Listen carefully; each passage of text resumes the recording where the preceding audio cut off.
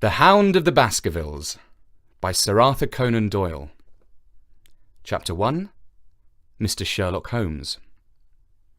Mr. Sherlock Holmes, who was usually very late in the mornings, save upon those not infrequent occasions when he was up all night, was seated at the breakfast table. I stood upon the hearthrug and picked up the stick which our visitor had left behind him the night before. It was a fine, thick piece of wood, bulbous-headed, of the sort which is known as a Penang lawyer. Just under the head was a broad silver band, nearly an inch across. To James Mortimer, M.R.C.S., from his friends of the C.C.H., was engraved upon it, with the date 1884. It was just such a stick as the old-fashioned family practitioner used to carry, dignified, solid, and reassuring. "Well, Watson, what do you make of it?" Holmes was sitting with his back to me, and I had given him no sign of my occupation. "How did you know what I was doing? I believe you have eyes in the back of your head." "I have at least a well-polished silver-plated coffee-pot in front of me," said he. "But tell me, Watson, what do you make of our visitor's stick?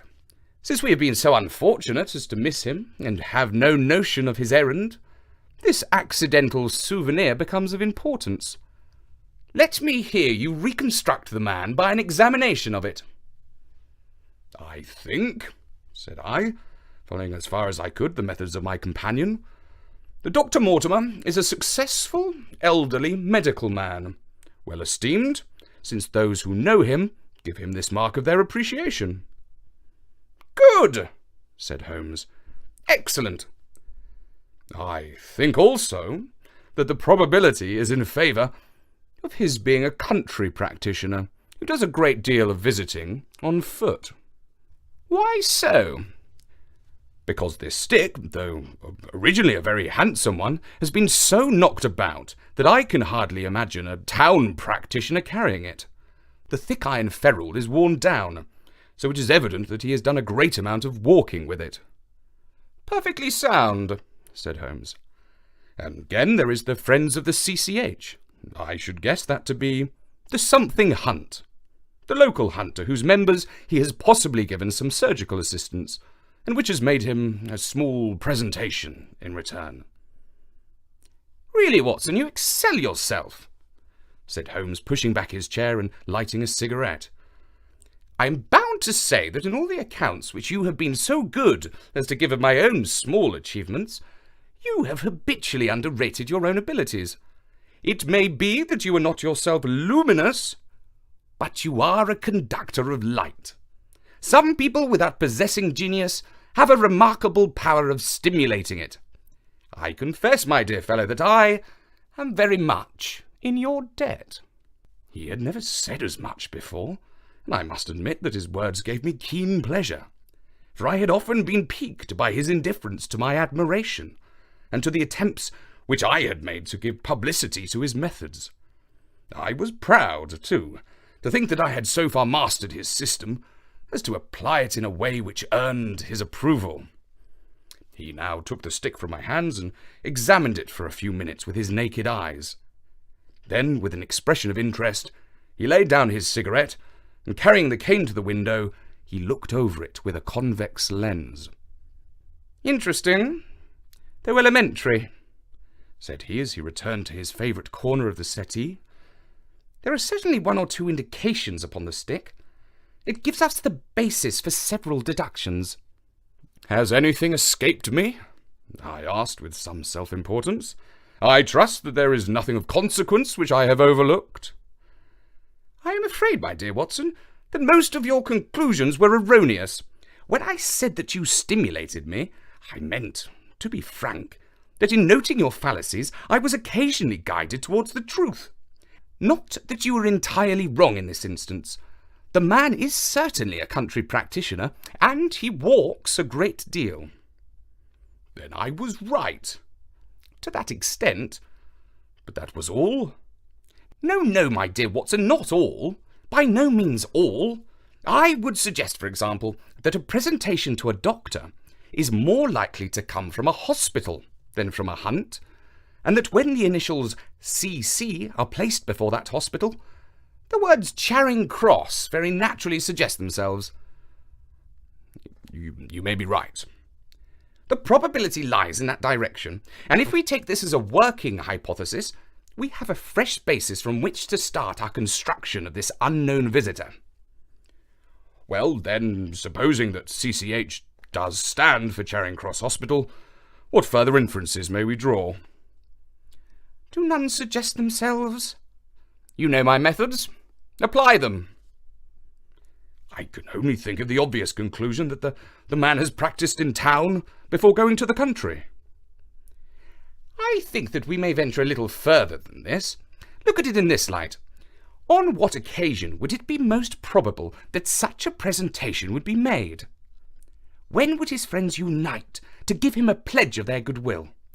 Obviously, at the moment when Dr. Mortimer withdrew from the service of the hospital in order to start a practice for himself. We know there has been a presentation. We believe there has been a change from a town hospital to a country practice. Is it then stretching our inference too far to say that the presentation was on the occasion of the change? It certainly seems probable.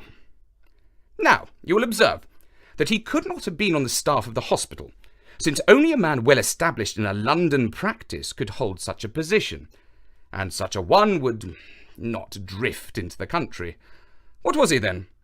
If he was in the hospital and yet not on the staff, he could only have been a house surgeon or a house physician, little more than a senior student, and he left 5 years ago. The date is on the stick. So, your grave middle-aged family practitioner vanishes into thin air, my dear Watson, and there emerges a young fellow, under 30, amiable, unambitious, absent-minded, and the possessor of a favourite dog, which I should roughly describe as being larger than a terrier and smaller than a mastiff. I laughed incredulously as Sherlock Holmes leaned back in his settee and blew little wavering rings of smoke up to the ceiling. "As to the latter part, I have no means of checking you," said I, "but at least it is not difficult to find out a few particulars about the man's age and professional career." From my small medical shelf I took down the medical directory and turned up the name. There were several Mortimers, but only one who could be our visitor. I read his record aloud. Mortimer James, MRCS, 1882, Grimpen, Dartmoor, Devon. House surgeon from 1882 to 1884 at Charing Cross Hospital. Winner of the Jackson Prize for Comparative Pathology with essay entitled Is Disease a Reversion? Corresponding member of the Swedish Pathological Society. Author of Some Freaks of Atavism, Lancet 1882. Do We Progress? A Journal of Psychology, March 1883. Medical officer for the parishes of Grimpen, Thorsley, and High Barrow. "No mention of that local hunt, Watson," said Holmes with a mischievous smile. "But a country doctor, as you very astutely observed. I think that I am fairly justified in my inferences. As to the adjectives, I said, if I remember right, amiable, unambitious, and absent-minded. It is my experience that it is only an amiable man in this world who receives testimonials, only an unambitious one who abandons a London career for the country, and only an absent-minded one who leaves his stick and not his visiting card after waiting an hour in your room. And the dog has been in the habit of carrying this stick behind his master. Being a very heavy stick, the dog has held it tightly by the middle, and the marks of his teeth are very plainly visible. The dog's jaw, as shown in the space between these marks, is too broad, in my opinion, for a terrier, and not broad enough for a mastiff. It may have been... Yes, by Jove, it is a curly-haired spaniel." He had risen and paced the room as he spoke. Now he halted in the recess of the window. There was such a ring of conviction in his voice that I glanced up in surprise. "My dear fellow, how can you possibly be so sure of that?" "For the very simple reason that I see the dog himself on our very doorstep. And there is the ring of its owner. Don't move, I beg you, Watson. He is a professional brother of yours, and your presence may be of assistance to me.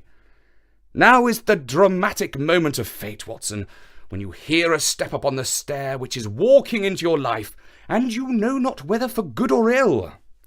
What does Dr. James Mortimer, the man of science, ask of Sherlock Holmes, the specialist in crime? Come in. The appearance of our visitor was a surprise to me, since I had expected a typical country practitioner. He was a very tall, thin man, with a long nose like a beak, which jutted out between two keen grey eyes, set closely together and sparkling brightly from behind a pair of gold-rimmed glasses. He was clad in a professional, but rather slovenly fashion, for his frock-coat was dingy and his trousers frayed. Though young, his long back was already bowed, and he walked with a forward thrust of his head and a general air of peering benevolence. As he entered, his eyes fell upon the stick in Holmes's hand, and he ran towards it with an exclamation of joy. "I am so very glad," said he. "I was not sure whether I had left it here or in the shipping office. I would not lose that stick for the world." "A presentation, I see," said Holmes. "Yes, sir." "From Charing Cross Hospital?" "From one or two friends there on the occasion of my marriage." "Dear, dear, that's bad," said Holmes, shaking his head. Dr. Mortimer blinked through his glasses in mild astonishment. "Why? Why is it bad?" "Only that you have disarranged our little deductions. Your marriage, you say?" "Yes, sir, I married, and so left the hospital, and with it all hopes of a consulting practice. It was necessary to make a home of my own." Come, we are not so far wrong after all," said Holmes. "And now, Dr. James Mortimer—" "Oh, Mr., sir, Mr. A humble MRCS." "And a man of precise mind, evidently." "A dabbler in science, Mr. Holmes, a picker-up of shells on the shores of the great unknown ocean. I presume that it is Mr. Sherlock Holmes whom I am addressing, and not—" "No, this is my friend, Dr. Watson." "Glad to meet you, sir. I have heard your name mentioned in connection with that of your friend. You interest me very much, Mr. Holmes. I had hardly expected so dolichocephalic a skull, or such well-marked supraorbital development. Would you have any objection to my running my finger along your parietal fissure? A cast of your skull, sir, until the original is available, would be an ornament to any anthropological museum. It is not my intention to be fulsome, but I confess that I covet your skull." Sherlock Holmes waved our strange visitor into a chair. "You are an enthusiast in your line of thought, I perceive, sir, as I am in mine," said he. "I observe from your forefinger that you make your own cigarettes. Have no hesitation in lighting one." The man drew out paper and tobacco and twirled the one up in the other with surprising dexterity. He had long, quivering fingers, as agile and restless as the antennae of an insect. Holmes was silent, but his little darting glances showed me the interest which he took in our curious companion. "I presume, sir," said he at last, "that it is not merely for the purpose of examining my skull that you have done me the honour to call here last night and again today." "No, sir, no, though I am happy to have had the opportunity of doing that as well. I came to you, Mr. Holmes, because I recognized that I am myself an unpractical man, and because I am suddenly confronted with a most serious and extraordinary problem, recognizing, as I do, that you are the second highest expert in Europe." "Indeed, sir. May I inquire who has the honour to be first?" asked Holmes with some asperity. "To the man of precisely scientific mind. The work of Monsieur Bertillon must always appeal strongly." "Then had you not better consult him?" "I said, sir, to the precisely scientific mind, but as a practical man of affairs, it is acknowledged that you stand alone. I trust, sir, that I have not inadvertently—" "Just a little," said Holmes. "I think, Dr. Mortimer, that you would do wisely, if without more ado, you would kindly tell me plainly what the exact nature of the problem is in which you demand my assistance."